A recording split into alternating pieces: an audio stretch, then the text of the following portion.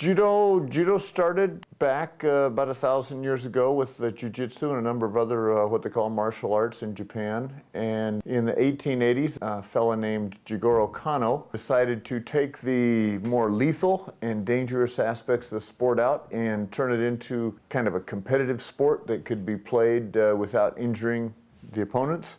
And he called his new art form Judo.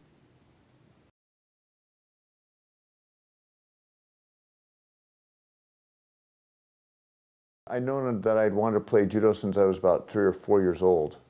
I just saw it on the television. I knew that something clicked, so I remembered something that, you know, I couldn't possibly remember being a 4-year-old. So it was just a stray urge at first, but it's been part of my life for the better part of 40 years, and you know, certainly has affected the way that I've done things for sure. I like judo because in terms of fighting forms and stuff, the rules of judo give you a lot more leeway, a lot more ability to react in different ways. I found that it had less limits than a lot of things. We're dealing with systems that are not finite in nature, you know, that there isn't a set amount of knowledge that you can gain about judo and say that it's not possible to know anything else. There's always a new angle, something new can be discovered, some new modification happens. It's a growing type of knowledge. I think one of the biggest responsibilities that any martial arts coach has is to try and retain the people who come through the door. You know, make sure that the people who come into your club acquire a skill set that allows them to compete with people who are better than they are, because, hey, when you're starting out, everybody's going to be better than you are. That's the idea, right?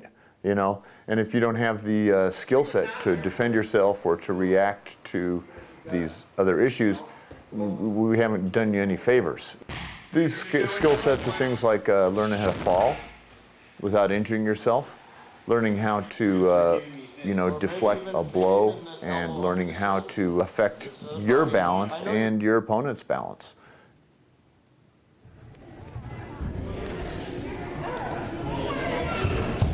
Refereeing is a part of, you know, maturing as a judo player. It's a part of how you know, the types of things that you do in order to promote your sport. It is a martial art. You do have boundaries. You have certain things that get you a point. You have certain ways to move and maneuver that are legal, and certain things that you're not permitted to do.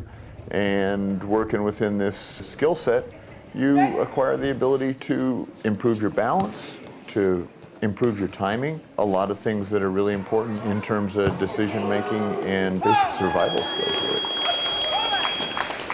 Instead of looking for the moment and trying to work an attack, the referee needs to see the moment and understand who has attacked, who has gotten an advantage, whether they've maintained the advantage or not. And then you need to make a decision whether somebody got a point for the activity that they did. And all those decisions have to be made within seconds, a tenth of a second, you know. So you have to evaluate, decide, and make a hand signal all within the space of like 2 seconds.